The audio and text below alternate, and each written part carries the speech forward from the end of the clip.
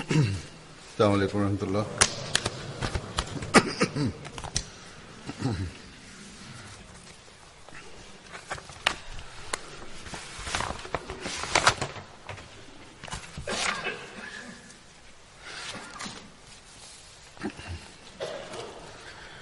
أشهد أن لا إله إلا الله وحده لا شريك له وأشهد أن محمدا عبده ورسوله أما بعد فأعوذ بالله من الشيطان الرجيم بسم الله الرحمن الرحيم الحمد لله رب العالمين الرحمن الرحيم مالك يوم الدين إياك نعبد وإياك نستعين اهدنا الصراط المستقيم صراط الذين أنعمت عليهم غير المغضوب عليهم ولا الضالين.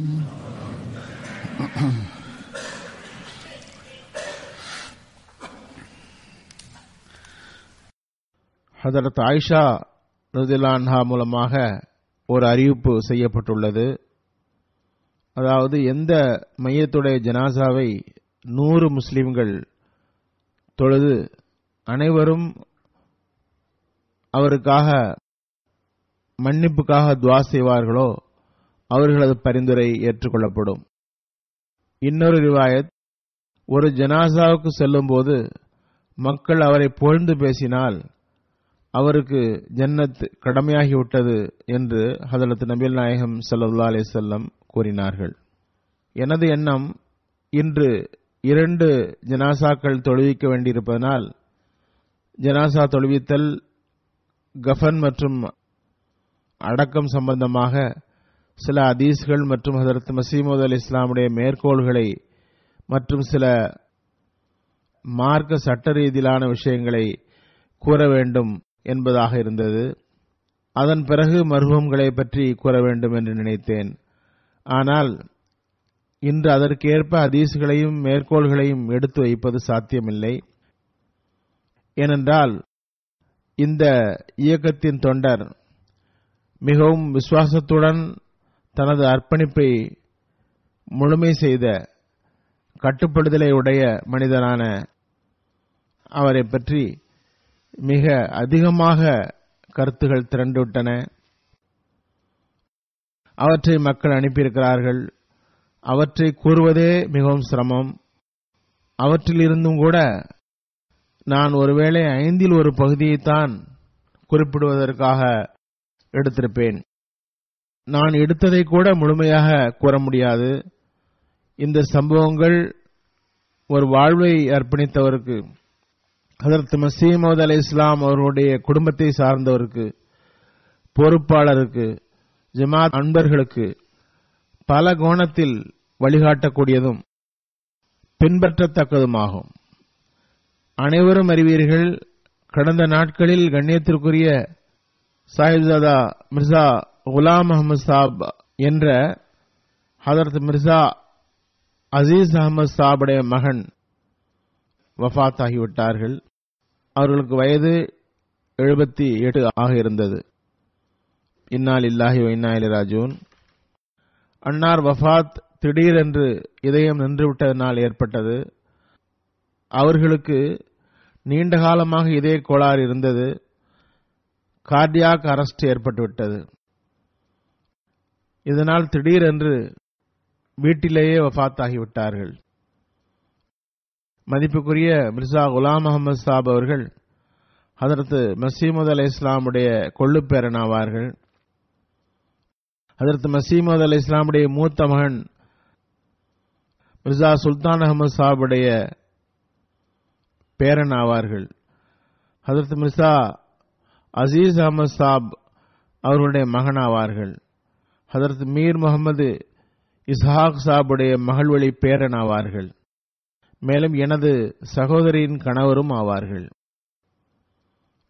இவரது தாயார் சாஹிப்ஜாதி நாசிரா பேகம் அவர்கள் மிர்சா முகமது இஸ்ஹாக் சாபுடைய மூத்த மகள் ஆவார்கள்.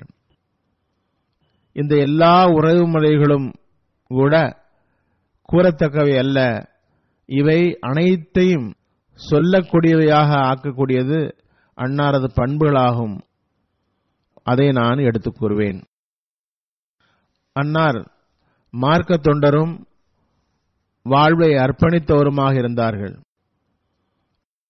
பலகீனமாகவும் நோயுற்றும் இருந்த போதிலும் கூட மூத்த சகோதரரின் வஃபாத் ஏற்பட்ட நிலையில் அன்னாரை நான் நாசிர் ஆலாவாக நியமித்தேன். எல்லா பொறுப்புகளையும் நல்ல முறையில் நிறைவேற்றினார்கள். அலுவலகத்திற்கு வந்தார்கள். அதுபோன்று எந்த ஃபங்க்ஷன் என்றாலும் அதில் கலந்து கொண்டார்கள்.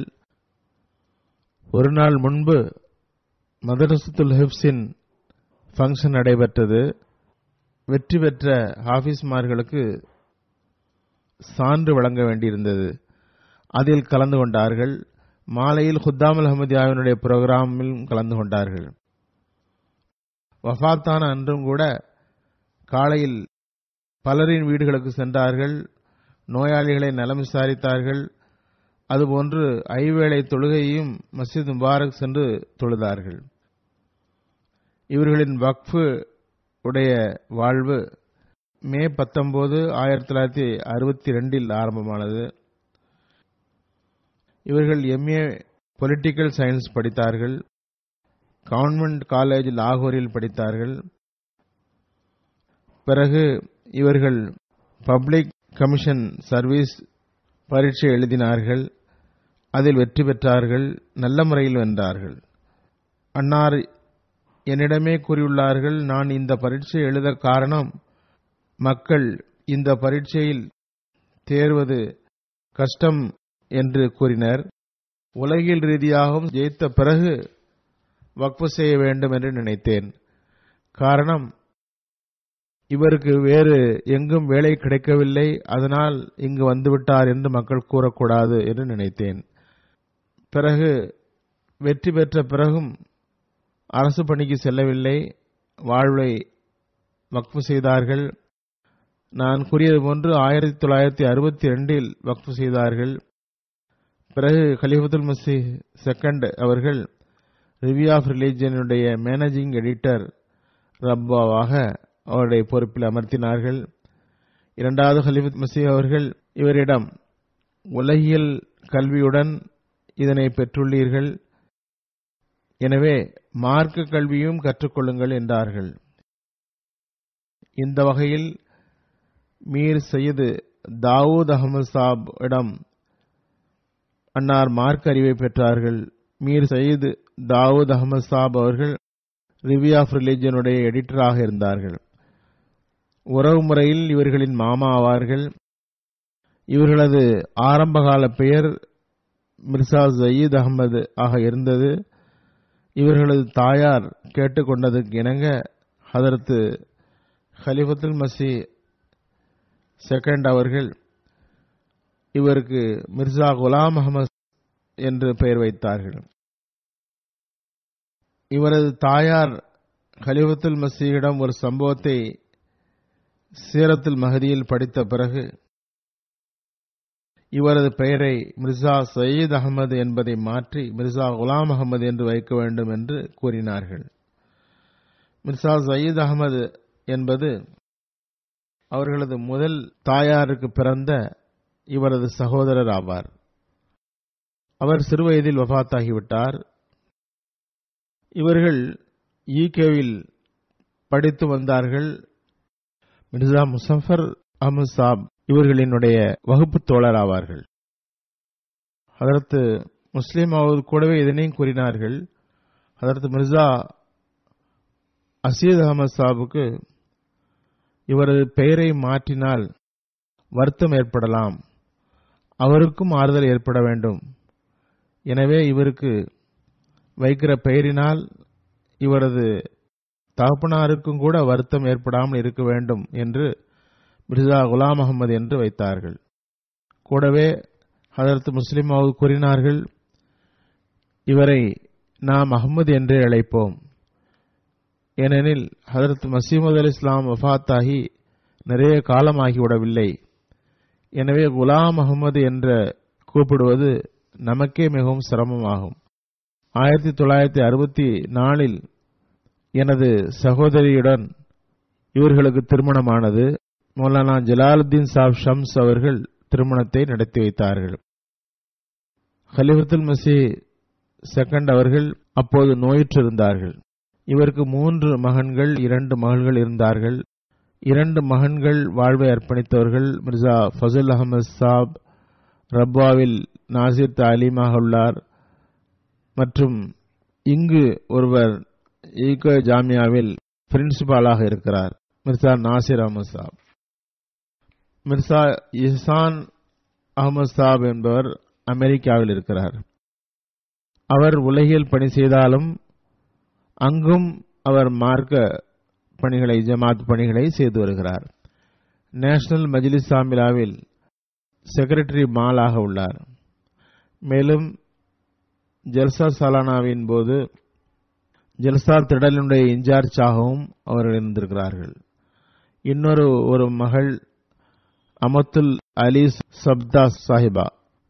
இவர்கள் மஷ்ஹூத் அகமது சாஹிபுடைய மகனான மர்ஹூம் மஹமூத் அகமது சாஹிபுடைய மனைவி ஆவார்கள். இவர்களும் வாழ்வை அர்ப்பணித்தவர்கள்.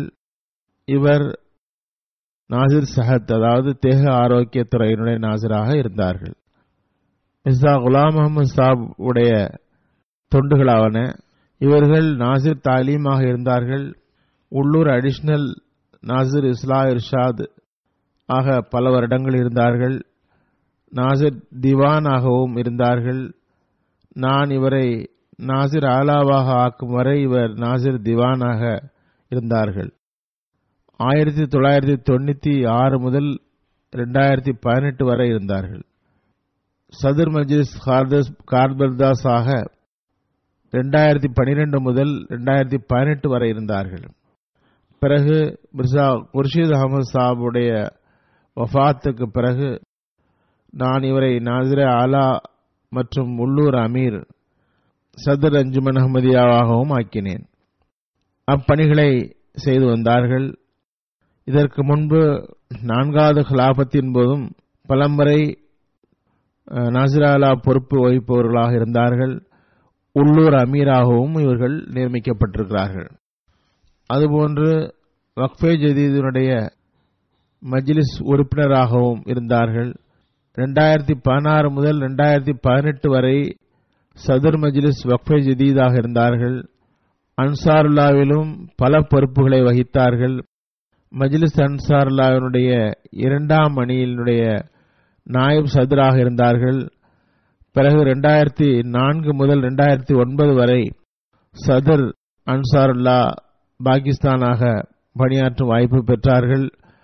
ஹுத்தாமுல் அஹ்மதியாவிலும் முஹத்தமீமாக இருந்தார்கள்.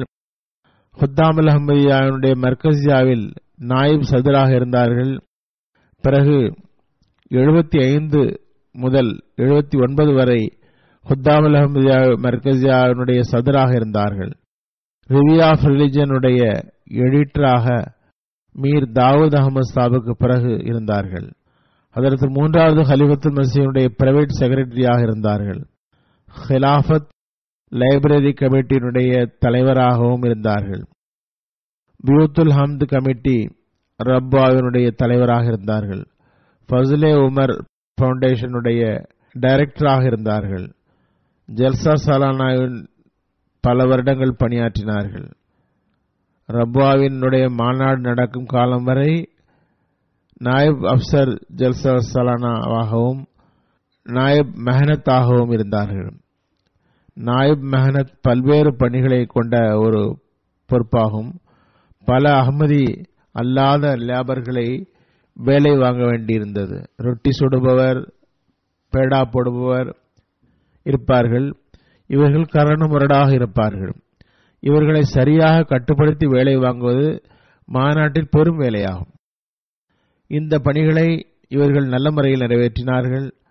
மேலும் தபருக்காத் கமிட்டியினுடைய சதுராக இருந்தார்கள். ஹதரத் மசீமது அலைஹிஸ்ஸலாமுடைய சஹாபாக்களுடைய ரிவாயத்துகளின் பதிவேடு கமிட்டியினுடைய உறுப்பினராக இருந்தார்கள். மார்க்க தீர்ப்பு வழங்கும் கமிட்டியுடைய மெம்பராக இருந்தார்கள். அஹ்மதியத்தின் வரலாற்றை எழுதும் கமிட்டியின் உறுப்பினராக இருந்தார்கள். கிலாஃபத் கமிட்டியின் செக்ரட்டரியாகவும் இருந்தார்கள். ஷிர்கத்துல் இஸ்லாமியாவினுடைய மேனேஜிங் டைரக்டராக இருந்தார்கள். நசாரத்துடன் சேர்த்து பல பணிகளை இவர்களிடம் ஒப்படைக்கப்பட்டிருந்தது. 1989 இவர்களும் மிர்சா குர்ஷித் அஹமது சாப் அவர்களும் இன்னும் 2 அஞ்சுமன் பணியாளர்களும் 298வது விதியின் கீழ் இறைவெளியில் கைதாகும் வாய்ப்பை பெற்றார்கள். 28 மே 2010 லாகூரில் நடைபெற்ற அஹ்மதிகளின் ஷஹாதத் சம்பவத்தின் போது நாசிர் ஆலா அவர்கள் லாகூருக்கு உடனேயே ஒரு குழுவை அனுப்பினார்கள். லாகூர் ஜமாத்துக்கு ஆறுதல் சொல்வதற்கும், ஷஹீதுகளின் குடும்பத்தை சந்திப்பதற்கும், காயமுற்றவர்களை காண்பதற்காகவும் அந்த குழு சென்றது. அந்த குழுவினுடைய அமீராக மிர்சா குலாம் அஹமது சாப் அவர்கள் அங்கு சென்றார்கள். ஷஹீதுகள் ஆஸ்பத்திரிக்கு கொண்டு செல்லப்படும் போதே இவர்கள் அங்கு போய் சேர்ந்தார்கள். அடுத்து அங்கு 2 வாரங்கள் லாகூரிலேயே தங்கினார்கள். எல்லா ஏற்பாடுகளையும் தாமே இருந்து கண்காணித்தார்கள். தாருசிக்கிற்கு இந்த குழு சென்றது. மிகவும் தொலைநோக்குடன் எல்லா பணிகளையும் செய்தார்கள். காயமுற்றவர்களுக்கு சிகிச்சையை கண்காணித்தார்கள். ஷஹீதுகளின் குடும்பத்தாரிடம் சென்றார்கள். தாருசிக்கிரில் அதே நாளன்று செயற்குழுவை கூட்டினார்கள். அங்கு புதிய அமீரை அறிவிப்பு செய்தார்கள். அங்கேயே மக்ரிப் இஷா தொழுகை நடைபெற்றது. அவர்களே அதனை நடத்தினார்கள். மக்களுக்கு தைரியமூட்டுவதற்காக அதை செய்தார்கள். சம்பவம் நடைபெற்றதனால் பள்ளியை காலி செய்துவிட வேண்டும் என்று மக்கள் நினைக்காமல் இருப்பதற்காக அவ்வாறு செய்தார்கள். ஆஸ்பத்திரிக்கு காயமுற்றவரை சந்திக்க சென்றார்கள். அப்போது அங்கு மாநிலத்தின் கவர்னர் சல்மான் தாசிர் சாப் ஆறுதல் கூற வந்திருந்தார். ஆறுதல் கூறும்போது அவரிடம் மிர்சா குலாம் அஹமது சாப் இவ்வாறு கூறினார்கள்: அஹ்மதியா ஜமாத்திற்கு எதிராக வெறுப்பை வெளிப்படுத்தும் கருத்துகள் கூறப்படுவதனால்தான் இது நடந்தது. கவர்னர் என்ற முறையில் இதன் பக்கம் கவனம் செலுத்துங்கள். அதேபோன்று அந்த மாநிலத்தினுடைய மைக்கேல் என்ற சிறுபான்மை துறை விவகாரத்தை கவனிக்கும் அமைச்சர் வருத்தம் தெரிவிக்க வந்திருந்தார்.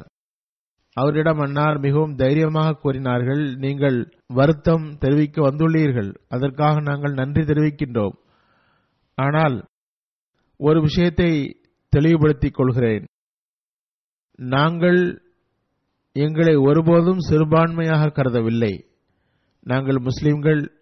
அந்த அமைச்சர் கூறினார்: நான் மனித உரிமையின் அமைச்சராகவும் உள்ளேன், அந்த அடிப்படையில் வந்துள்ளேன். அன்னார் கூறினார்கள்: நீங்கள் கேபினெட்டிலும் குரல் கொடுக்க வேண்டும். ஜமாத்துக்கு எதிராக நடவடிக்கைகளை அரசு நிறுத்த வேண்டும். இவ்வாறு அன்னார் அவர்களது கடமைகளின் பக்கம் கவனம் ஊட்டினார்கள். என்ற போதிலும் நமது பார்வை எப்போதும் அல்லாஹ்வின் பக்கமே உள்ளது. அவன்தான் இந்த நிலைமைகளை சரி செய்ய வேண்டும். இன்ஷா அல்லாஹ் 29 மற்றும் 30 மே 2010 அன்னார் ஒரு பிரஸ் கான்ஃபரன்ஸுக்கு ஏற்பாடு செய்திருந்தார்கள். 2 ஜூன் அன்று பிரஸ் நியூஸில் லைவ் புரோகிராமில் பாயிண்ட் பிளாகில் இரவு 11 மணியிலிருந்து 12 மணி வரை கலந்து கொண்டார்கள். Swiss national TV, Voice of America, BBC, Sahara, national 5, Duniya TV போன்றவற்றுக்கு இன்டர்வியூ கொடுத்தார்கள். இவ்வாறு 12 ஜூன் வரை அங்கு தங்கி பல்வேறு பணிகளை ஆற்றினார்கள். அங்கெல்லாம் மிக தெளிவாக கூறினார்கள், நாங்கள் முஸ்லிம்கள் என்பதை எங்களிடமிருந்து எவரும் பறிக்க முடியாது. ஹதரத் 4வது கலீஃபத்துல் மஸீஹ் அவர்கள் தமது ஒரு ஹுத்பாவில் ஒரு கனவை கூறினார்கள். அதில் இவர்களை பற்றி குறிப்பிட்டார்கள். அது என்னவென்றால், 4வது கலீஃபத்துல் மஸீஹ் கூறினார்கள், சிந்தித்த போது நான் எனது பணிகளை அதிகரிக்க வேண்டும் என்று தோன்றுகிறது. கனவில் நான் மியா அஹமதை பார்த்தேன், அதாவது மிர்சா குலாம் அஹமது சாஹிப்பை பார்த்தேன். அன்னார் எப்போதும் நல்ல ஆலோசனைகளை தரக்கூடியவராக இருந்தார்கள். திருக்குர்ஆனை பற்றி கூட அவர்களின் ஆலோசனை நான் தஃப்சீரே சகீருக்கு பின்னால் நோட் எழுதுவதை விட்டு புதிய மொழிபெயர்ப்பு செய்ய வேண்டும் என்பதாகும். அல்லாஹ் எனக்கு புதிய தர்ஜுமா செய்வதற்கு வாய்ப்பு தந்தான். அதனால் பல பிரச்சனைகள் தீர்ந்தன. இதற்கு பிறகு அன்னார் ஒரு நீண்ட கனவை கூறினார்கள். கல்யாண நிகழ்ச்சிகள் மற்றும் ஆண்களின் வேலைகள் பற்றியும் அன்னார் கனவில் தமது ஆலோசனைகளை கூறினார்கள். ஒருவர் மற்றவருக்கு இது சம்பந்தமாக உதவி செய்யலாம். ஒரு கடிதம் அன்னாருக்கு ஹதரத் கலீஃபத்துல் மஸீஹ் எழுதினார்கள். அதில் எழுதியிருந்தார்கள், அஹமது ஸல்லல்லாஹு அஸ்ஸலாமு அலைக்கும், உங்களது துயரமிக்க கடிதம் கிடைத்தது. உங்களுக்காக துஆ செய்கிறேன். உங்களது இயல்பில் அல்லாஹ் உண்மை மற்றும் நற்பேற்றை வைத்துள்ளான். இந்த 2 பண்புகளையும் உடைய மக்களை அல்லாஹ் வீணாக்க மாட்டான். அல்லாஹ் உங்களுக்கு மேலும் மேலும் ஆன்மீக முன்னேற்றத்தை தருவானாக, மன நிம்மதியை தருவானாக. அதுபோன்று இன்னொரு கடிதத்தில் அன்னார் எழுதினார்கள், எனது துஆவில் உங்களை நினைவில் வைத்துள்ளேன். மார்க்க பணியில் எனக்கு வலிமைமிக்க உதவியாளராக இருக்கின்றீர்கள். எப்போதும் அல்லாஹ் உங்களை தனது பாதுகாப்பில் வைப்பானாக, உங்களுக்கு ஆரோக்கியத்தை வழங்குவானாக, கவலையும் தொல்லையும் வராமல் இருக்கட்டுமாக. மேலும் எழுதினார்கள், என்னையும் உங்கள் துஆவில் நினைவில் கொள்ளுங்கள். மக்கள் விரைவில் அஹ்மதியத்தை ஏற்க வேண்டும் என்பதே எனது கடும் ஆசையாகும். மேலும் எழுதினார்கள், எம்டிஐயின் ஆயுதம் உலகம் முழுவதும் செல்கிறது. எனது ஆசைகளுக்கு அல்லாஹ் செயல் வடிவம் தந்துள்ளான். நல்ல நல்ல புரோகிராம்களை அனுப்புங்கள். அதன் மூலம் ஒளியே ஒளியாக ஆகட்டும். ஷைத்தானும் அவனது கூட்டாளிகளும் ரமலானில் முற்றிலும் பிணைக்கப்படட்டுமாக. அன்னாரது மனைவி அம்துல் குத்தூஸ் சாஹிபா கூறுகின்றார்கள், 2வது கலீஃபத்துல் மஸீஹ் நோயுற்றிருந்த போது தினமும் இரவில் சென்று அங்கு டியூட்டி கொடுத்தார்கள். இது எங்கள் திருமண உறவுக்கு முந்தைய விஷயமாகும். அதுபோன்று 3வது கலீஃபத்துல் மஸீஹ் காலத்தில் ஹிலாஃபத்துடன் மிகவும் பற்றுடையவராக இருந்தார்கள். ஹுசூர் இவர்களை மிகவும் நம்பினார்கள். 1974 இவர்களும் மிர்சா குர்ஷித் அஹமது சாப் அவர்களும் பல இரவும் பகலும் அவர்களுடன் இருந்தார்கள். வீட்டிற்கு வரவே அனுமதிக்கப்படவில்லை. 1973-74 குறிப்பாகவும் பிறகு ஹுத்தாமுல் அஹமதியாவினுடைய சர்தராக இருக்கும்போது ஹுசூருடன் சேர்ந்து பணி செய்தார்கள். நீண்ட நாட்களாக வீட்டுக்கே வராமல் இருப்பார்கள். காலையில் வீட்டிலிருந்து புறப்பட்டால் ஏறக்குறைய இரவு 10 மணிக்கு தான் வீடு திரும்புவார்கள். முன்னரும் கூட முதல் கலீஃபத்துல் மஸீஹ் ஒருமுறை ஒரு சிறப்பை இவர்களுக்கு வழங்கினார்கள். ஒரு இஸ்திமாவின் போது ஹதரத் 3வது கலீஃபத்துல் மஸீஹ் அவர்கள் ஹுத்தாமுல் அஹமதியாவுடைய உறுதிமொழியை நீங்களே கூறுங்கள் என்று இவர்களிடம் கட்டளையாக கூறினார்கள். அவர்கள் அதனை கூற கலீஃபத்துல் மஸீஹ் சாலிஸ் அவர்கள் பிற ஹுத்தாம்களைப் போன்று பின் நின்று கொண்டு அதனை தாம் திரும்ப மொழிந்தார்கள். மிர்சா குர்ஷித் அஹமது சாப் வஃபாத்திற்கு பிறகு நான் கூறியிருந்தேன், ஹதரத் 4வது கலீஃபத்துல் மஸீஹ் கூறினார்கள், 2 பேர் எனக்கு மிகவும் பற்று விசுவாசம் உள்ளவர்கள், ஒவ்வொரு ஹிலாஃபத்துடனும் விசுவாசம் உடையவர்கள் என்று. அப்போது என்னிடம் இதனை கூறியிருந்தார்கள். அதனை எழுதும்போது தமது பெயரை எழுதுவதற்கு அவர்களுக்கு சங்கடமாக இருந்தது. நானும் கூறியிருந்தேன். ஹதரத் 4வது ஹலீஃபா கூறியிருந்தார்கள், மிர்சா குர்ஷித் அஹமது சாப், மிர்சா குலாம் அஹமது சாப் இருவரும் எல்லா ஹிலாஃபத்துடனும் மிகவும் பற்றுள்ளவர்களாக இருக்கிறார்கள். இந்த வகையில் ஹதரத் 4வது ஹலீஃபத்துல் மஸீஹ் தனது தொலைந்து போன மோதிரத்தை தேடி தரும் பொறுப்பை மிர்சா குர்ஷித் அஹமது சாபிடம் ஒப்படைத்தார்கள். கூறினார்கள், ஹதரத் 4வது ஹலீஃபத்துல் மஸீஹ் முதலில் எனது பெயரை குறிப்பிட்டார்கள், பிறகு குர்ஷித் சாபுடைய பெயரை. இருவரும் எனது பற்றுள்ளவர்களை சார்ந்தவர்கள் ஆவார்கள். ஒவ்வொரு ஹிலாஃபத்திற்கும் பற்றுள்ளவர்களாக நீங்கள் இருக்கிறீர்கள் என்றார்கள். பிறகு இவர்களது துணைவியார் கூறுகின்றார்கள், இரவில் இவர்களது தொழுகைகள் மிகவும் உருக்கமாக இருக்கும், வீடு முழுவதும் கேட்கும். ஹதரத் நபிகள் நாயகம் ஸல்லல்லாஹு அலைஹி வஸல்லம், ஹதரத் மஸீஹ் மவ்ஊத் அலைஹிஸ்ஸலாம், காலத்தின் ஹலீஃபா, ஜமாத் மற்றும் பெற்றோர், சகோதரி சகோதரர்கள், உறவினர்கள், பிள்ளைகள் அனைவருக்காகவும் துஆ செய்வார்கள். சூரா ஃபாத்திஹாவின் சில ஆயத்துக்களை திரும்ப திரும்ப ஓதுவார்கள். இவர்களுக்கு தமது பெற்றோர் மற்றும் சகோதர சகோதரிகளுடன் நல்ல தொடர்பு இருந்தது. அதில் நேர்மையின்மை ஒருபோதும் இருந்ததில்லை. தமது குடும்பத்தில் மனைவி பற்றியும் நல்ல கண்ணியத்தை அங்கு பதித்திருந்தார்கள். இரு உறவுகளிலும் சமநிலையை பேணினார்கள்.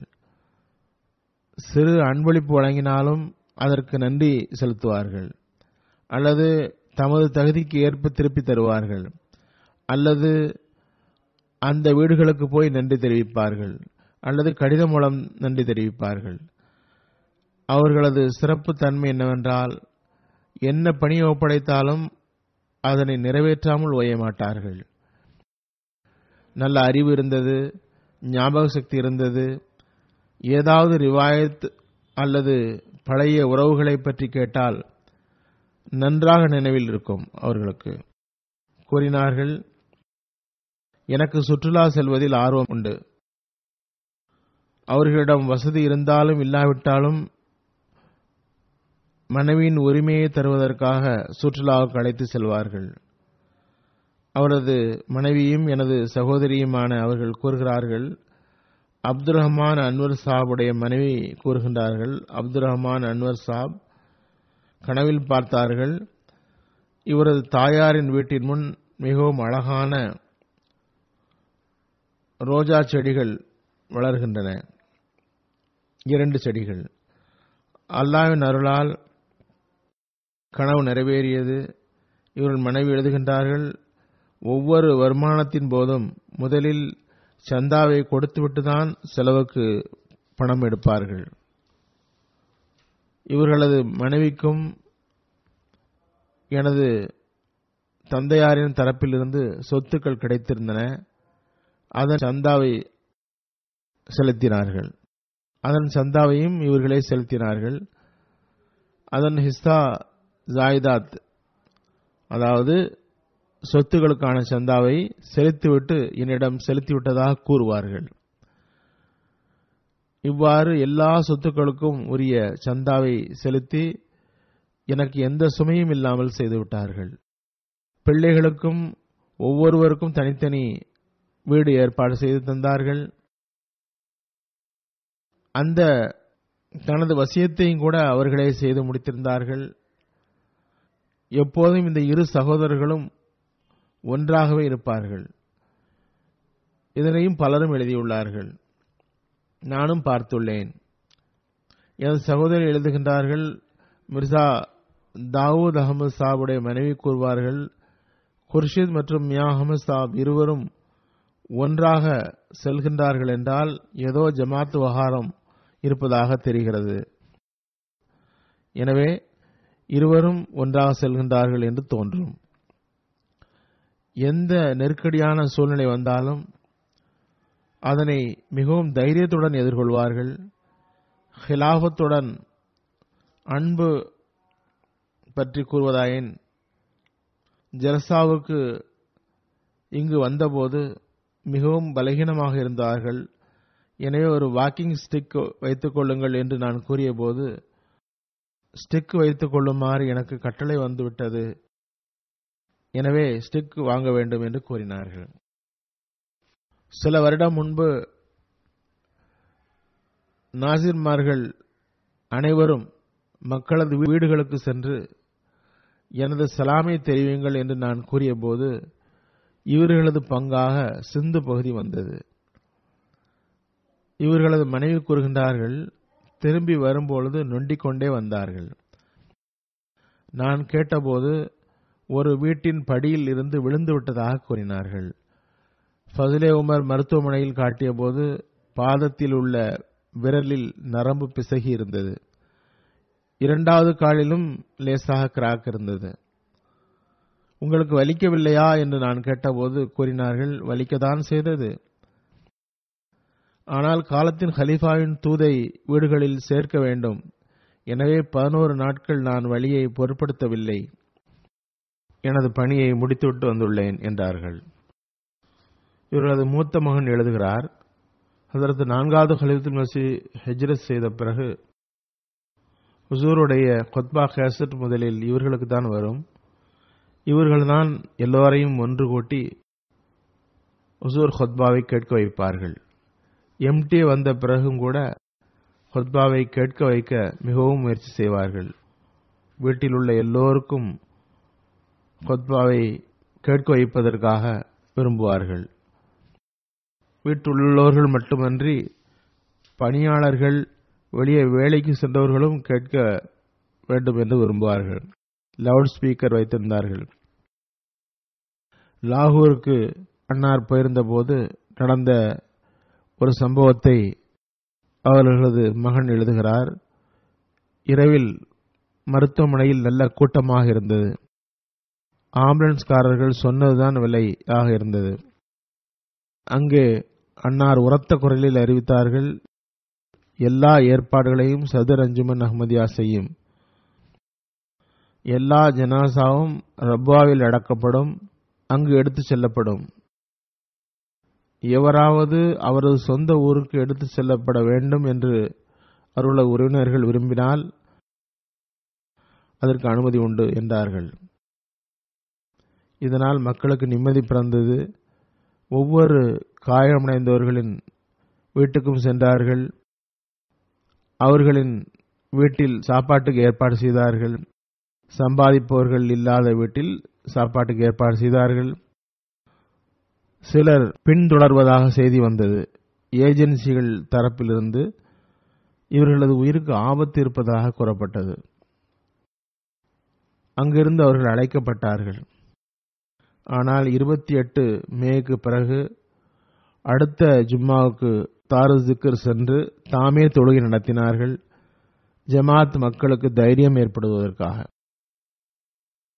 ஏழைகளை கவனிப்பார்கள், பழைய நண்பர்களை கவனத்தில் கொள்வார்கள். சிறுவயதில் உடன் படித்து பிறகு படிப்பை தொடர முடியாமல் பெயிண்டிங் வேலை செய்து வந்தோரின் பிள்ளைகளை கவனித்தார்கள். 1989 இவர்கள் கைது செய்யப்பட்ட போது, அதுவும் குத்தாமுல் அஹ்மதியானுடைய இஜ்மா நடந்தபோது, மிர்சா குர்ஷித் அஹமது சாப் நாசிர உமீரா ஆமாவாக இருந்தார்கள். அவர்கள் ரப்வாக்கு வெளியில் இருந்தார்கள். இதனால் இவர்கள் அன்னாரின் பொறுப்பில் இருந்தார்கள். மாஜிஸ்ட்ரேட் இவர்களை அழைத்து இஜ்மாவை நிறுத்துமாறு கூறினார். இவர்கள் கூறினார்கள், நீங்கள் எழுத்துப்பூர்வமாக தான் எனக்கு அனுமதி தந்துள்ளீர்கள், இப்போது நிறுத்துமாறு எழுத்துப்பூர்வமாக நீங்கள் சொன்னால் நிறுத்துகிறேன். அவர் கூறினார், வாய் வழியாகத்தான் கூறுவோம், நீங்கள் இஜ்மாவை நிறுத்துங்கள் என்றார். அப்படி என்றால் நிறுத்த மாட்டோம் என்றார்கள். மாலையில் மிர்சா குர்ஷித் அஹமது சாப் வந்துவிட்டார். அவரை கூப்பிட்டார்கள்.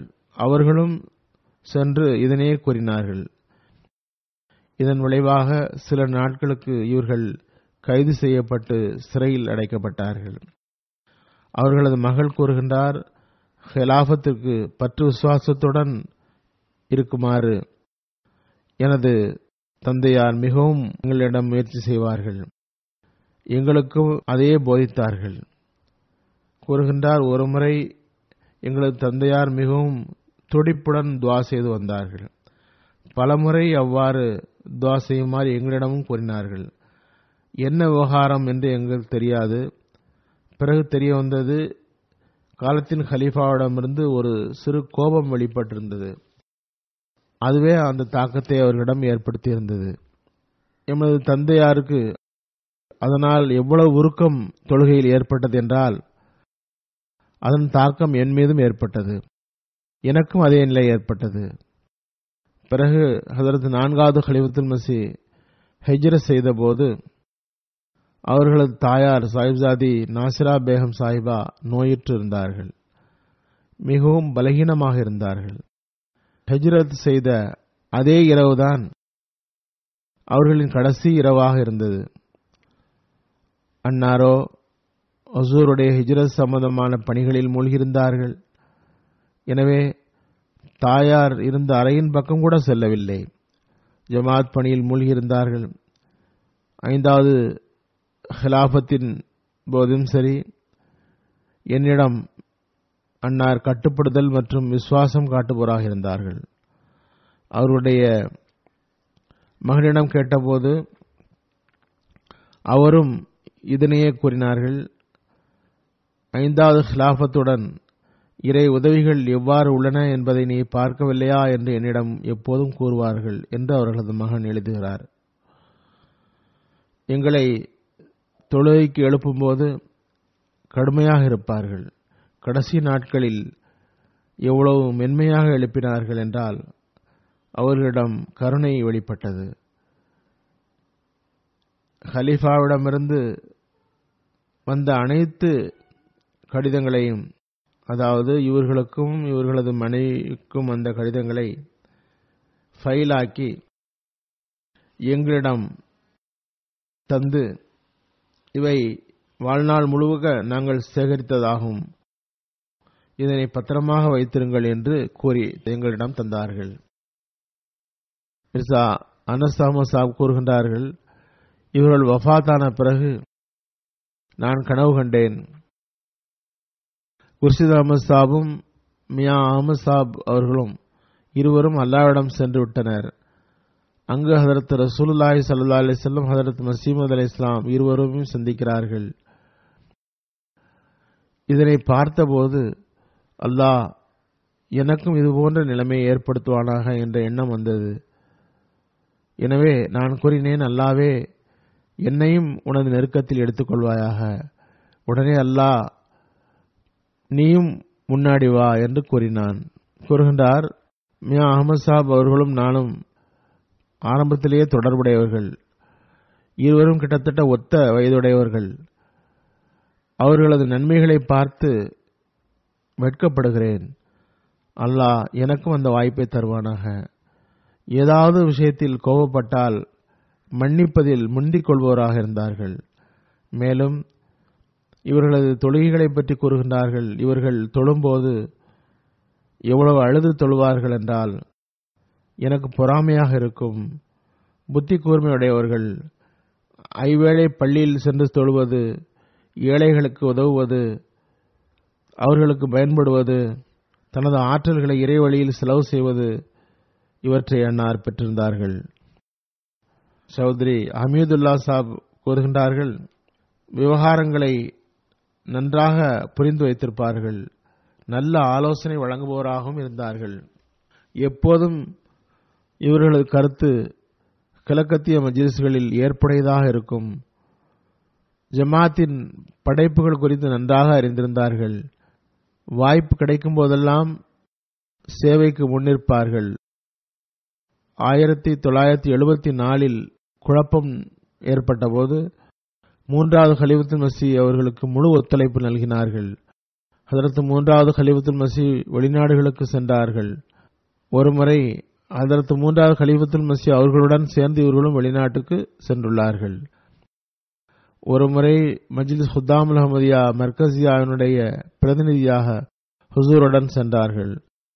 காதியானின் அக்ரம் சாப் அவர்கள் இவர்களது ஊழியராக இருந்தார்கள். அவர்கள் எழுதுகின்றார்கள், ஹஜ்ரத் மிர்சா குர்ஷித் அஹமது சாப் வஃபாத்துக்கு பிறகு எனக்கு மிகவும் ஆதங்கம் ஏற்பட்டது. அப்போது அன்னார் கூறினார்கள், நீங்கள் காதியானில் எனக்காகவும் மற்ற பெரியவர்களுடனும் துவா செய்யுமாறு கூறுங்கள், நீங்களும் துவா செய்யுங்கள். ஏனெனில் குர்ஷிதுடைய வஃபாத்துக்கு பிறகு நான் தனியாக இருப்பதாக உணர்கிறேன். அல்லாஹ் எனக்கு தந்துள்ள புதிய பொறுப்புகளை சரியாக செய்வதற்கு தௌஃபீக் தருவானாக. எப்போதும் துஆவுக்காக கூறுவார்கள். எப்போது காதியானுக்கு சென்றாலும் தர்வேஷ்களின் வீடுகளுக்கு செல்வார்கள். இதுபோன்று அனாதைகள், ஏழைகள் போன்றவர்களுக்கு சேவை செய்ய விரும்புவார்கள். காதியானின் புனித ஸ்தலங்கள் குறித்து நல்ல அறிவு இருந்தது. அக்ரம் சாப் கூறுகின்றார்கள், காதியான் சென்று ஹதரத் மசீமது அலைஹிஸ்ஸலாம் துஆ செய்த இடங்களுக்கு சென்று அங்கு நஃபில் தொழுவார்கள். எனக்கும் போதனை செய்வார்கள், நீங்கள் நற்பேறு பெற்றவர்கள், புனித ஸ்தலத்தில் வசிக்கின்றீர்கள், எனவே இங்கே நிறைய துஆ செய்யுங்கள்.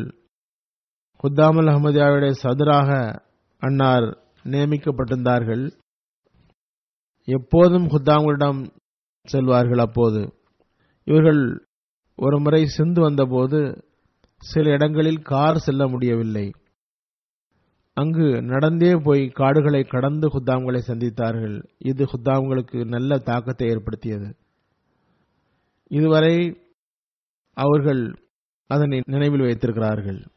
அதுபோன்று வரலாறு எழுதும் குழுவினுடைய தலைவராக அஸ்பன்யார் முனீப் சாப் எழுதுகின்றார், அஹ்மதியா வரலாற்றை எழுதுவதில் இவர்கள் ஒரு பயனுள்ள ஒரு மனிதராக இருந்தார்கள். ஆலோசனை குழுவில் உறுப்பினர், மிக நுட்பமான முறையில் கவனித்து மிகவும் பயனுள்ள மதிப்புமிக்க ஆலோசனைகளை தருவார்கள், வழிகாட்டுவார்கள். வரலாறு சம்பந்தமாக பல விஷயங்களை தாமே சுயமாக செய்து வந்தார்கள். இவர்கள் நாசிரே ஆலாவாக நியமிக்கப்பட்டு அந்த அறைக்குள் சென்று உலியாவினுடைய நாற்காலியில் அமர்ந்தபோது அவர்களின் நிலை எப்படி இருந்தது என்பதை மிர்சா முகமது தீன் நாஸ் சாப் கூறுகின்றார்கள். அவர்கள் அடிஷனல் நாசிர் இஸ்லா இர்ஷா தாலீமுல் குர்ஆன் ஆக இருக்கிறார்கள். அவர்களினுடைய கண்களில் கண்ணீர் நிறைந்திருந்தது. துஆவில் மூழ்கியவாறு இருந்தார்கள். மிகவும் பணிவுடன் என்னிடம் துஆ செய்யுமாறு கூறினார்கள். ஜாயித் குரைஷி சாப் கூறுகின்றார், இவர் ஹுத்தாமுல் அஹ்மதியாவுடைய சதுராக இருந்தார்கள். கூறுகின்றார், காயித் ஹுத்தாமுல் அஹ்மதியா லாகூர் ஒரு முறை ஒரு பணிக்காக இவரிடம் என்னை அனுப்பினார்கள். நான் அலுவலகத்துக்கு போய் இவர்களை சந்தித்து காகிதங்களை அவர்களிடம் ஒப்படைத்தேன். அப்போது நல்ல வெயில் நேரம், மதிய வேளை. அவர்கள் காகிதங்களை வாங்கிய பிறகு என்னிடம் உணவு உண்டீர்களா என்றார்கள். நான் கூறினேன், வேலை முடிந்ததும் விருந்தினர் பகுதிக்கு சென்று சாப்பிடுவேன். அன்னார், வேண்டாம், என்னுடன் வாருங்கள், இப்போது அமருங்கள் என்றார்கள். நான் நினைத்தேன் அங்கேயே ஐவானே மஹமூதில் உணவு பரிமாறப்படும் என்று நினைத்தேன். சிறிது நேரம் கழித்தது. வெளியே வந்தார்கள், சைக்கிளை எடுத்தார்கள், என்னை பின்னால் அமருங்கள் என்றார்கள். ஓட்டிக்கொண்டு செல்லும் போது வழியில் விருந்தினர் இல்லத்தில் இறக்குமாறு கூறினேன். அவர்கள் பின்னால் உட்காருங்கள், வீட்டில் சென்று சாப்பிடலாம் என்றார்கள். கடுமையான வெயிலில் வீட்டுக்கு சைக்கிளில் அழைத்து சென்றார்கள். அங்கு சென்று உணவளித்தார்கள். ஒவ்வொரு ஹாதியுடனும் நல்ல தொடர்பு இருந்தது. சதுர் ஹுத்தாமுல் அஹ்மதியா என்ற முறையில் இதுபோன்ற பல துறைகளை சார்ந்தவர்கள் எழுதியிருக்கிறார்கள். இவர்களது பணி செய்யும் விதம், வழிமுறை குறித்து எழுதியிருக்கிறார்கள். மிகவும் ஆழமாக சென்று பணி செய்யக்கூடிய வழக்கம் இருந்தது. டாக்டர் சுல்தான் முபஷிர் சாப் கூறுகின்றார்கள், 1984 ஆர்டினன்ஸ்க்கு பிறகு நீதிமன்றத்தில் மேல்முறையீடு செய்யப்பட்ட போது அதன் பொறுப்பு மியா அஹ்மத் சாப் அவர்களிடம் ஒப்படைக்கப்பட்டிருந்தது. மியா சாப் என்னிடம் கூறினார்கள், லாகூர் நீதிமன்றத்தில் புத்தகங்கள் தேவைப்படுகிறது, அதனை இங்குள்ள நூலகத்தில் இருந்துதான் எடுத்து தர வேண்டும். நீங்கள் எடுத்து செல்லுங்கள். என்ன புத்தகங்கள் தேவைப்பட்டதோ அவர்கள் லாகூரில் இருந்து போன் செய்து எங்களுக்கு கூறுவார்கள். பிறகு அந்த நூலக பணியாளர்கள் உடன் தாமும் இறங்கி நூல்களை அங்கிருந்து தேடி எடுப்பார்கள். சொல்லிவிட்டோம் என்று போய்விடவில்லை. சுயமே நின்று பணி செய்விக்கும் வழக்கம் இருந்தது. அனாதைகள் மற்றும் விதவைகளை கவனத்தில் கொள்வார்கள். டாக்டர் சாப் கூறுகின்றார்கள், இன்று கூட வெளியில் உள்ள ஒரு பெண் ரப்பாவில் இருந்து வந்திருந்தார். அவர் சுகர் மற்றும் பிளட் பிரஷர் உள்ளவர். இப்போது அவருக்கு அல்லாஹ்வின் அருளால் ரிசல்ட் நார்மலாக இருந்தது என்று கூறிய போது அழுதார். நான் ஆச்சரியத்துடன் பார்த்தேன். அப்போது அவர் நைந்த குரலில் கூறினார், டாக்டர் சாப், எனது நோய் குணமாகிவிட்டது. ஆனால் எனக்கு இலவசமாக வைத்தியம் செய்வித்த இருவரும், அதாவது மிர்சா குர்ஷித் அஹமத் சாப், மிர்சா குலாம் அஹமத் சாப், இருவரும் உலகத்தை விட்டு போய்விட்டார்களே என்றார். நான் அவருக்கு ஆறுதல் கூறினேன். அல்லாஹ்வின் அருளால் ஜமாத்தின் அமைப்பின் கீழ் உனது சிகிச்சை தொடரும் என்றேன். பிறகு அப்பெண் மிகவும் அழுது கொண்டு அவ்விருவரையும் ஞாபகம் செய்தவாறு இருந்தார். அத்தாவல் முஜீத் சாப் ராஷித் மஸ்ஜித் ஃபசில் லண்டனுடைய இமாம் கூறுகின்றார், 73 இறுதியில் ஹதரத் 3வது ஹலிஃபத்துல் மஸீஹ் அவர்கள் என்னை கிழக்கு பகுதியில் மஜ்லிஸ் ஹுத்தாமுல் அஹ்மதியாவினுடைய மஜ்லிஸ் சுராவுக்கு பிறகு என்னை ஹுத்தாமுல் அஹ்மதியா மர்கசியாவினுடைய சதராக நியமித்தார்கள். மிர்சா குலாம் அஹமத் சாப் அவர்கள் நாயிப் சதராக இருந்தார்கள். நான் எனது மஜ்லிஸ் ஆமிலாவில் அவர்களது பரந்த அனுபவம் காரணத்தினால் நாயிப் சதராக அவர்களை பரிந்துரைத்திருந்தேன். மிர்சா குலாம் அஹமத் சாப் அவர்கள் தமது அறிவு, அனுபவம், வயது அடிப்படையில் மிகவும் சீனியர். அவர்களை நாயிப் சதராக ஆக்கப்பட்டிருந்தது. அன்னார் மிகவும் எளிமையுடன் எனக்கு என்னுடைய பணிகளில் ஒத்துழைப்பு நல்கினார்கள். எந்த இடத்திலும் தாம் மிகவும் சீனியர் என்று தம்மை வெளிப்படுத்தும் விதத்தில் நடந்து கொள்ளவில்லை. ஷாஹித் அப்பாஸ் சாப் மலேசியாவிலிருந்து எழுதுகிறார், 2005 நான் பைஅத் செய்தேன். மர்கஸுக்கு ஜியாரத்துக்காக சென்றிருந்தேன். அலுவலகத்துக்கு மிர்சா குலாம் அஹமத் சாப் வருகிறார்கள். என்னுடன் வந்த மல்லிம் தானியால் சாப் கூறினார், இவர் காலத்தின் ஹலீஃபாவுக்கு நெருங்கிய உறவினர். இவர்களிடம் துஆவுக்காக கூறுங்கள். நான் அவர்களிடம் சென்றேன். நான் ஷியா பிரிவில் இருந்து ஜமாத் அஹ்மதியாவிற்கு இணைந்துள்ளேன். எனக்காக துஆ செய்யுங்கள் என்றேன். என்னை கட்டி அணைத்தார்கள். என் கையை பற்றி குலுக்கினார்கள். நானும் ஒருவரிடம் துஆவுக்காக கூறுகின்றேன்.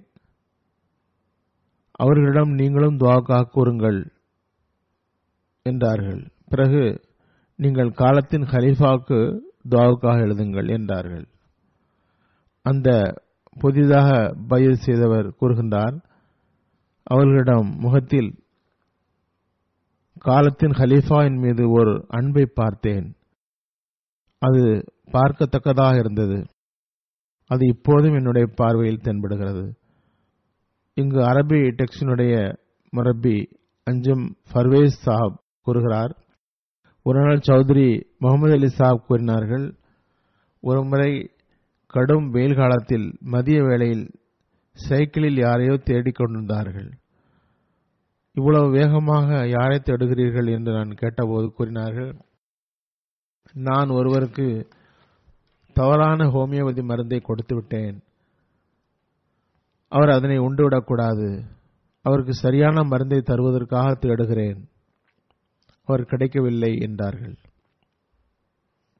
பல்வேறு இடங்களில் பல பொறுப்புகள் அவர்களிடம் இருந்தன. அதனை நல்ல முறையில் நிறைவேற்றினார்கள். நிறைய சம்பவங்களை மக்கள் எழுதியுள்ளார்கள். அதுபோன்று அலுவலகத்தில் வேலை செய்பவர்களுடன் மிகவும் மென்மையுடனும் அன்புடனும் வேலை வாங்குவார்கள். கஷ்டப்படுபவர்களுக்கு அவர்களது கஷ்டங்களை அகற்றுவார்கள். விஷயத்தின் அடி ஆழம் வரை விரைவாக சென்றுவிடும் தகுதியை அல்லாஹ் அவர்களுக்கு வழங்கியிருந்தான். நான் ஏற்கனவே கூறியது போன்று உடனேயே பணியை முடிக்கவும் செய்வார்கள். இதேபோன்று ஒரு முறை அலுவலகத்துக்கு சில இளைஞர்கள் வந்தார்கள். அவருடைய மரணத்துக்கு சில காலத்துக்கு முன்பு பாதுகாப்பு பணியாளர்கள் அவர்கள் மீது கடுமை காட்டிவிட்டார்கள். அதனால் ஒருவருக்கு தலையில் காயம் ஏற்பட்டுவிட்டது. அவர்கள் வந்து பார்த்தபோது அன்னார் கூறினார்கள், மருத்துவமனைக்கு சென்றீர்களா? அவர் இல்லை என்றார். உடனே மருத்துவமனைக்கு சென்று சிகிச்சை எடுங்கள். இன்று ஆபீஸ் விடுமுறை, நாளை இதனை யார் செய்தார்களோ அவர்கள் மீது நான் நடவடிக்கை எடுப்பேன் என்றார்கள். உடனே நடவடிக்கை எடுக்கவும் செய்தார்கள். அவரை மருத்துவமனைக்கு அழைத்து செல்ல வைத்தார்கள். இக்பால் பஷீர் சாப் கூறுகின்றார், மியான் சாப் அவர்கள் நாசிர் திவான் ஆக்கப்பட்ட போது அலுவலகத்தில் பணியாளர்கள் மிகவும் குறைவாக இருந்தார்கள். 2 கிளர்க்குகள் மட்டுமே இருந்தார்கள், மேலும் ஒரு உதவியாளர். அப்போது வேலை அதிகமாகிவிட்டால் பெரும்பாலான நேரங்களில் அஹமது சாப் அவர்கள் எங்களுடன் கூட அமர்ந்து கடிதங்களை என்ட்ரி செய்வார்கள். ரியாஸ் மஹமூத் பாஜ்வா சாப் முரப்பியாக இருந்து ரிட்டையர் ஆனவர்கள். அவர்கள் கூறுகின்றார்கள், ஒருமுறை இவர்கள் அலுவலகத்தில் அமர்ந்து இருந்தபோது பேச்சில் கடுமை ஏற்பட்டது. பொதுவாக ஏற்பட்டு விடுகிறது. அதனால் எனக்கு ஒரு வருத்தமும் ஏற்படவில்லை. நான் வீட்டுக்கு வந்துவிட்டேன். மாலையில் என்னுடைய வீட்டு கதவு தட்டப்பட்டது. திறந்தேன். மியாசாப் நின்றார்கள். பார்த்ததும் எனக்கு வியப்பு ஏற்பட்டது. இன்று அலுவலகத்தில் கடுமையான வார்த்தைகளை கூறிவிட்டேன், அதற்காக மன்னிப்பு கேட்க வந்துள்ளேன் என்றார்கள். அவர்களுடைய இந்த நடைமுறை நான் எதிர்பாராததாக இருந்தது. அதிலிருந்து நான் அவர்களை ஏற்றுக்கொண்டேன். ஒருமுறை ஒரு சாதாரண பணியாளர் எழுதுகின்றார், என்னை முதலில் கடிந்தார்கள், பிறகு மன்னிப்பு கேட்டார்கள். இதுபோன்று இன்னொரு சம்பவத்தை ஒருவர் எழுதியுள்ளார். நான் ஒரு தவறு செய்துவிட்டேன். அன்னார் எச்சரித்தார்கள். நான் வீட்டில் அமர்ந்து பாவ மன்னிப்பு தேடிக்கொண்டிருந்தேன். அப்போது வாசல் கதவு தட்டப்பட்டது. நான் வெளியில் சென்றபோது மியாசாப் நின்றார்கள். கூறினார்கள், இன்று கடுமையான வார்த்தைகளை கூறிவிட்டேன், அதற்காக மன்னிக்க வேண்டும் என்று கூறிவிட்டு காரில் ஏறி சென்று விட்டார்கள். முபஷிர் அயாஸ் சாப் கூறுகின்றார்கள், நான் ஹாலித் பத்திரிகையினுடைய எடிட்டராக இருந்தேன். ஆஸ்திரேலியாவினுடைய மஹமூத் பெங்காலி சாப் மர்ஹூம் அவர்கள் வந்திருந்தார்கள். அவர்களை நான் இன்டர்வியூ செய்ய வேண்டும். அன்னார் ஒரு சம்பவத்தை கூறினார்கள். மியான் சாப் அவர்கள் சதுராக இருந்தபோது அன்னார் நாசிரே ஆலாவாக இருந்து தர்பியத்து கிளாஸ் நடத்தினார்கள். கிளாஸ் முடியும் போது பட்ஜெட் எடுத்து வைக்கப்பட்ட போது பட்ஜெட்டை விட அதிகமாக செலவு இருந்தது. அதிகம் என்பது சில பைசாக்கள் தான். சதுர் சாப் தரப்பிலிருந்து பில் மறுக்கப்பட்டது. நான் அவர்களிடம் சென்றேன். சில அணாக்கள் தான் அதிகமாகிவிட்டது, அது ஒன்றும் பெரிய தொகை அல்ல, நீங்கள் தராவிட்டால் அதனை நான் என் பாக்கெட்டிலிருந்து செலவு செய்து கொள்கிறேன் என்றேன். கூறினார்கள், பாக்கெட்டிலிருந்து செலவு செய்வதல்ல பிரச்சனை, அசல் விஷயம் என்னவென்றால், நான் உங்களுக்கு புரிய வைக்க விரும்புவது என்னவென்றால், ஜமாத் பொருளை செலவு செய்வதில் எச்சரிக்கையாக இருக்க வேண்டும். ஜமாத்தின் சட்டங்களை பின்பற்ற வேண்டும். அமைப்பு இருக்கிறது, தேவை அதிகம் என்றால் முதலில் அனுமதி வாங்கிவிட்டு பிறகு செலவு செய்ய வேண்டும். பெங்காலி சாப் கூறுகிறார், அவர்கள் இவ்வாறு பிடித்தது பிறகு பல வேளைகளில் எனக்கு பயனுள்ளதாக இருந்தது. ஹிலாஃபத்துடன் பெரும் தொடர்பு இருந்தது.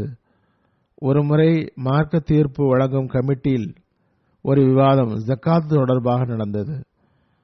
குதிரைக்கான ஜக்காத் அநேகமாக ஒன்றுமே இல்லை என்பது போன்று ரிப்போர்ட் தந்திருந்தார்கள். நான் அதனை திரும்ப ஆய்வு செய்யுமாறு எழுதிவிட்டேன். இதனை மீண்டும் ஆய்வு செய்யுமாறு கூறினேன். ஆலிம்களின் தரப்பிலிருந்து நீண்ட நீண்ட விவாதங்கள் நடந்தன. முடிவு வரவில்லை. இவர்களை கமிட்டியின் சதுராக்கியிருந்தேன். நான் கூறியதை மாற்றுவதற்கு ஆலிம்கள் நிறைய ஆயத்தங்களுடன் வந்திருந்தார்கள். சிறிது நேரம் அவர்களின் பேச்சை அன்னார் கேட்டுக்கொண்டிருந்தார்கள். முஃபஷிர் அயாஸ் சாப் கூறுகின்றார், அவர்கள் பிறகு மிகவும் கம்பீரமான முறையில் கூறினார்கள், காலத்தின் ஹலீஃபா முடிவு செய்து விட்டார்கள். பிறகு நாம் அதனை ரத்து செய்வதற்கு ஏன் யோசிக்க வேண்டும் என்று கூறியவாறு அனைத்து சான்றுகளையும் மறுத்துவிட்டார்கள். யார் ஆலிம், எவர் என்ன கூறுகிறார் என்று பார்க்கவில்லை. அஹ்மதியா வரலாறு மற்றும் வரலாற்று சம்பவங்களின் என்சைக்ளோபீடியாவாக அன்னார் இருந்தார்கள். ஹதரத் மஸீஹ் மவ்ஊத் அலைஹிஸ்ஸலாமுடைய வரலாற்றை நான் எழுதுகிறேன். அதில் ஏதாவது பிரச்சனை வந்தால் அவர்களிடமே செல்வேன். நல்ல ஆதாரபூர்வமான அழுத்தமான ஆதாரங்கள் கிடைக்கிறது. அதுபோன்று காதியானுடைய இடங்கள் சம்பந்தமாகவும் நல்ல அறிவு அவர்களுக்கு இருந்தது. காதியானின் ஏதாவது வரலாற்று சிறப்புமிக்க இடங்களை காட்டித் தருமாறு கூறினால் மிகவும் மகிழ்ச்சியுடன் விளக்கி காண்பிப்பார்கள். ஒருமுறை நோயுற்றிருந்தார்கள். காலில் வலி இருந்தது. பிறகும் கூட யாருக்கும் தெரிவிக்கவில்லை. படியேறும்போது நாங்கள் உணர்ந்தோம் அவர்களுக்கு வலி இருப்பதாக. அவர்கள் அழைத்து சென்று காண்பித்தார்கள். அவர்கள் கூறவில்லை எனக்கு கஷ்டமாக உள்ளது என்று. பிறகு ஏன் இவர்களுக்கு கஷ்டம் தந்தோம் என்று எங்களுக்கே வெட்கம் ஏற்பட்டது என்று முபஷிர் அயாஸ் சாப் கூறுகின்றார்கள். அதுபோன்று இன்னும் பல விஷயங்கள் உள்ளன. ஜமாத் பணிக்காக எங்கு அனுப்பினாலும் வழியில் என்ன கஷ்டம் ஏற்பட்டாலும் சரி அதை பொருட்படுத்தியதில்லை. ஒருமுறை ஜமாத் விஷயமாக இரு ஆப்பிரிக்கன் அகமதிகளுக்கு இடையில் சண்டை ஏற்பட்டது. இவர்கள் அனுப்பப்பட்டார்கள். வழி முழுவதும் வழி பழுதாக இருந்தது. காரில் செல்ல முடியவில்லை. டிராலியில் மிர்சா குர்ஷித் அஹமத் சாப் மற்றும் மிர்சா குலாம் அஹமத் சாப் இருவரும் முரபிமார்களுடன் அமர்ந்து அங்கு சென்றார்கள். வழியில் ஓரிடம் டிராலியும் கடந்து போக முடியாத அளவுக்கு இருந்தது. செல்வது ஆபத்தாக இருந்தது. அங்கேயே இறங்கி நடந்து சென்று மக்களை சந்தித்து மஸ்ஜிதுக்கு அழைத்து தீர்ப்பளித்தார்கள். துஆவும் செய்தார்கள். மக்களுக்கு உணர்வு ஏற்பட்டது, தூரத்திலிருந்து மிகவும் கஷ்டப்பட்டு வந்துள்ளார்கள் என்று. இவ்வாறு வருடக்கணக்கில் நடந்த பிரச்சனை இவர்களின் நடைமுறையின் காரணத்தினாலும் துஆவினாலும் தீர்ந்தது. இன்னும் நிறைய சம்பவங்கள் இருக்கிறன. சில ஒரே போன்ற சம்பவங்கள், சில புதியவை. அனைத்தையும் கூற நேரமில்லை. ஊழியர்களுடன் அன்புடன் பழகினார்கள் என்பதை எல்லோரும் எழுதியுள்ளார்கள். சிறு சிறு தேவைகளையும் கவனத்தில் கொள்வார்கள் என்று எழுதியிருக்கிறார்கள். பிறகு நாயிப் நாசிர் தாலீம் ஆக இருந்தவர் கூறுகின்றார், அதாவது மாணவர்களுடைய உதவித்தொகை காலத்தின் ஹலீஃபாவின் தரப்பிலிருந்து சில காரணங்களால் மறுக்கப்பட்டுவிட்டால், காலத்தின் ஹலீஃபாவின் தரப்பிலிருந்து மறுக்கப்பட்ட வேறு விஷயங்களை, அனுமதிக்கப்பட்ட வேறு விஷயங்களை கூறுங்கள். கோபம் அல்லது மறுப்பு விஷயங்களை நமது தரப்பிலிருந்து தெரிவிக்க வேண்டும் என்பார்கள். ஜஃபர் அஹமது சஃபர் முரப்பி சாப் கூறுகின்றார்கள், அவரும் கூட இவர்களது காலினுடைய எலும்பு முறிவு பற்றி சம்பந்தமாக எழுதியுள்ளார்கள். காலில் வீங்கியிருந்தும் கூட அதை அவர்கள் பொருட்படுத்தவில்லை என்பதை தெரிவித்துள்ளார்கள். சலீம் அஹமது சாப் எழுதுகின்றார்கள், இவர் 3வது கலீஃபத்துல் மஸீஹுடைய பிரைவேட் செக்ரட்டரியாக இருந்தவர். நிறைய கடிதங்கள் சேர்ந்தால் எல்லோரிடமும் கடிதங்களை பிரித்து கொடுத்து பணியை முடிப்பார்கள். தனக்காகவும் கிளர்க்குகளுக்கு சமமாக கடிதங்களை எடுத்துக்கொள்வார்கள். கிளர்க்குகளை விட அதிகமாக நாம் பிரைவேட் செக்ரட்டரி என்ற முறையில் எடுத்துக்கொள்வோம் என்பார்கள். பிறகு அவற்றை பதில் எழுதி எம்மை விட சீக்கிரமாக முடிப்பார்கள். கடிதம் எழுதுவது மட்டுமல்ல, டிராப்ட் செய்வதிலும் நல்ல திறமை இருந்தது. இவர்களது எழுத்தும் நல்ல உறுதியானதாக இருந்தது. வக்காலத்தி மால் சானி என்னுடைய ஒரு ஊழியர் கூறுகிறார், நாங்கள் தஹ்ரீகே ஜதீதுடைய வரலாற்றை எழுதி கொண்டிருந்தோம். பொருள் தியாகம் பற்றி ஒரு அறிமுகம் எழுதி கொண்டிருந்தோம். அதில் பல தவறுகளை சரி செய்து ஃபைனல் டிராப்ட் தயார் செய்து வக்கீலுல் மாலிடம் காண்பித்த போது அன்னார் கூறினார்கள், மியாசாபிடம் காட்டுங்கள். நான் கூறினேன், சரி, அதனை மியாசாபிடம் தருகிறேன். அது 150 முதல் 200 பக்கங்கள் வரை இருந்தது. 4-5 நாட்களாவது நிம்மதியாக இருக்கலாம் என்று நான் எண்ணினேன். நான் காலையில் அலுவலகம் வந்தபோது ஒரு கவர் இருந்தது. இரவோடு இரவாக அதனை படித்து திருத்தியிருந்தார்கள். அதுவே அன்னாருடைய பணியினுடைய எஃபிசியன்சி ஆகும். அது ஒவ்வொரு பணியாளருக்கும் முன்மாதிரியாக இருந்தது. சதர் மஜ்லிஸ் கார்பல்தாஸ் ஆக இருந்தார்கள். மிகவும் ஆழமாக ஆய்வு செய்வார்கள். பிறகு இஸ்லா இர்ஷாத் உள்ளூர் நாசிராக இருந்த சமியுல்லா ஷாஹித் சாப் எழுதுகின்றார்கள். ஒரு முறை எழுதினார்கள், எத்தனை முரப்பிமார்களுடைய குடும்பங்கள் இங்கு இருக்கிறதோ அந்த லிஸ்ட் எனக்கு வேண்டும் என்றார்கள். நான் அதனை பட்டியலை தந்தவுடன் மனைவியுடன் எல்லா வீடுகளுக்கும் சென்று கூறினார்கள், உங்கள் கணவர் களப்பணியில் இருக்கிறார்கள். இதனால் உங்களுக்கு ஏதாவது கஷ்டம் இருந்தால் என்னிடம் தெரிவியுங்கள். அவர்களுக்கு எந்த பிரச்சனையும் தர வேண்டாம் என்றார்கள். கலீல் ரஹ்மான் சாப் என்ற இங்குள்ள வக்காலத் தாமிலு தன்ஃபீஸ் என்னுடைய பணியாளர் சௌத்ரி முகமது அலி சாப் அவர்களுடைய நூலை நான் கம்போஸ் செய்தேன். இறுதி திருத்தம் செய்வதற்காக சௌத்ரி சாப் அவர்கள் இவர்களிடம் அதனை அனுப்பினார்கள். அதனை அன்னாரிடம் கொடுத்தபோது நான் சிறிது நேரம் அங்கு நின்றேன். ஏதாவது பிரச்சனையா என்று கேட்டார்கள். நான் பயந்து என்னுடைய தாயாருக்கு ஆபரேஷன் என்றேன். நான் இவ்வளவுதான் கூறியிருப்பேன். அன்னார் எவ்வளவு பணம் வேண்டும் என்றார்கள். தனது மேஜை டிராயரிலிருந்து கருவூலத்தின் செக்புக்கை எடுத்தார்கள். நான் கூறினேன், 7000 ரூபாய் தேவை, இப்போது தாருங்கள், பில் வந்ததும் கழித்துக் கொள்ளுங்கள் என்றேன். அன்னார் தனது சொந்த அக்கவுண்டில் இருந்து செக் தந்தார்கள். துவா செய்கிறேன், இது நான் கட் செய்வேனா இல்லையா என்ற கவலை உங்களுக்கு வேண்டாம். இன்னும் தேவை இருந்தாலும் என்னிடம் வரலாம், பயப்பட வேண்டாம் என்றார்கள். அதேபோன்று ஹாஃபிஸ் சாப் எழுதுகிறார்கள், ஹிலாஃபத்துடன் சிறப்பான தொடர்பு இருந்தது. அது எல்லா சந்தர்ப்பத்திலும் வெளிப்பட்டது. நாசிர் ஆலா ஆக்கப்பட்டதும் அஞ்சுமனுடைய கூட்டத்தை முதலியாக கூட்டிய போது பேசினார்கள்.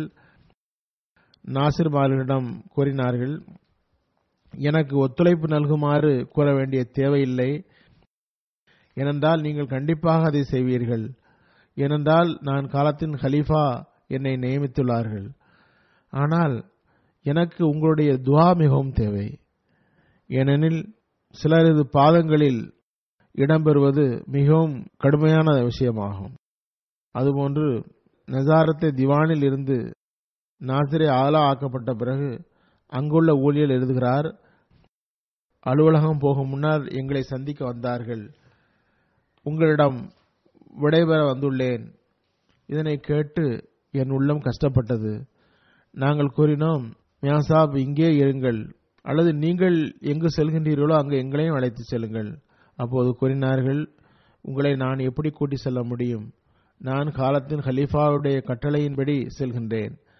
பிறகு சில நாட்களிலேயே தனது ரப்புடைய கட்டளைக்கு ஏற்பவர்கள் போய்விட்டார்கள். அல்லாஹ் இவருடைய தகுதியை உயர்த்துவானாக. இவர்கள் எங்கு சென்றார்களோ அங்கு நாம் ஒவ்வொருவரும் நமது வேலை வரும்போது செல்ல வேண்டியுள்ளது.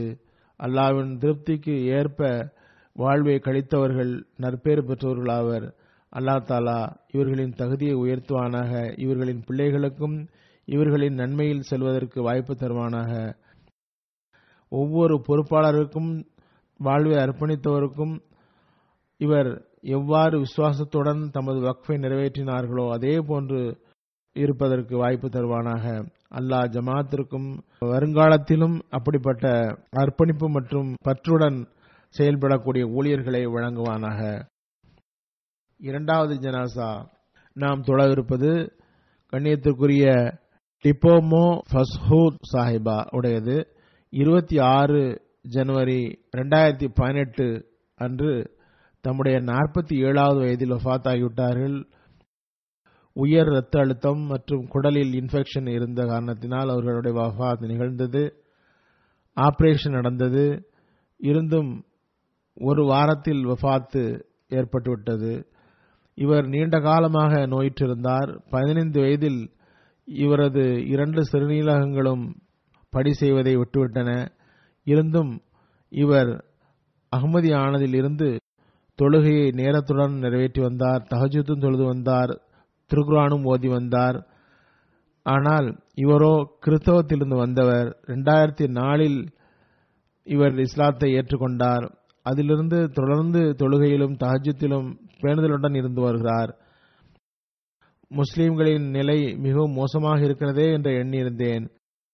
இவர் அஹ்மதியத்திற்கு முன்பு இஸ்லாத்தை ஏற்றவர். பிறகு அஹ்மதியத்தில் ஏற்றுக்கொண்டு அஹ்மதி முஸ்லிமானார். ஹதரத் ரசூலுல்லாஹி ஸல்லல்லாஹு அலைஹி வஸல்லம் அவருடைய ஆகிரத்து பற்றிய முன்னறிவிப்பின் அடிப்படையில் உண்மையை ஆய்வு செய்தார். அதன் விளைவாக அஹ்மதியத்தில் இணைந்தார். அவர் கூறுகின்றார், இவர் சிறு சிறிதாக மரணத்தை நெருங்குவதாக உணர்ந்தார். இவர் இஸ்லாத்தை ஏற்றுக்கொண்ட போதே மரணத்தை முற்றிலும் நெருங்கிய நிலையில் இருந்தார். முஸ்லிம் அல்லாத டாக்டர் கூறினார், இவர் அல்லாவை சந்தித்து அதனால் புதிய மூச்சை பெற்றுள்ளார். இஸ்லாம் அஹ்மதியத்தை ஏற்றுக்கொண்ட பிறகு இவருக்கு ஹெப்படைட்டிஸ் சிபி ஆக இருந்தது. பையத் செய்த பிறகு அல்லாஹ் அதனை அற்புதமான முறையில் குணமாக்கினான். இவர் தனது அற்புதமான நிவாரணம் குறித்தும் தன்னுடைய குடும்பத்தாரிடம் எப்போதும் கூறி வந்தார். என்னை இருமுறை சந்தித்துள்ளார். தன்னுடைய பற்றையும் களப்பட்ட தன்மையும் என்னிடம் வெளிப்படுத்தினார். அமீர் சாப் கூறுகின்றார்கள், சில நாட்களுக்கு முன்பு நான் அவர்களை சந்திக்க சென்றபோது அவர் உணவு தயார் செய்தார். நான் கூறினேன், சிரமம் ஏன்?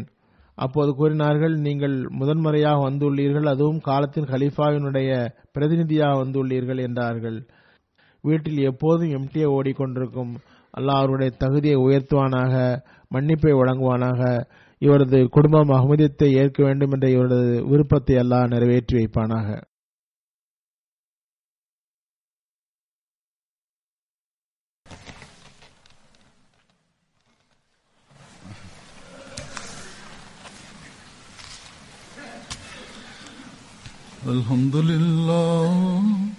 Alhamdulillah nahmaduhu wa nasta'inuhu wa nastaghfiruhu wa nu'minu bihi wa natawakkalu alayhi wa na'udhu billahi min shururi anfusina wa min sayyiati a'malina.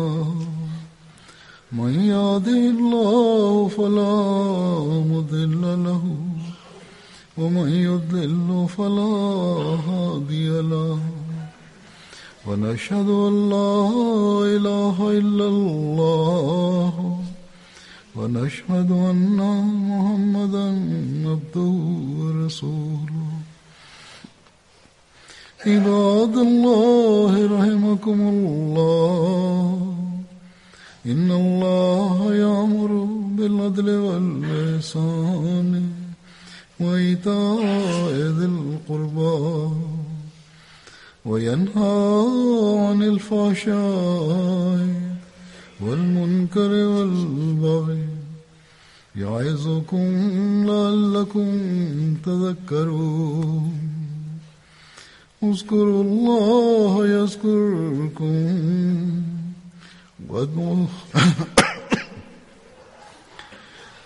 اذكروا الله يذكركم وادعوه يستجب لكم ولذكر الله أكبر.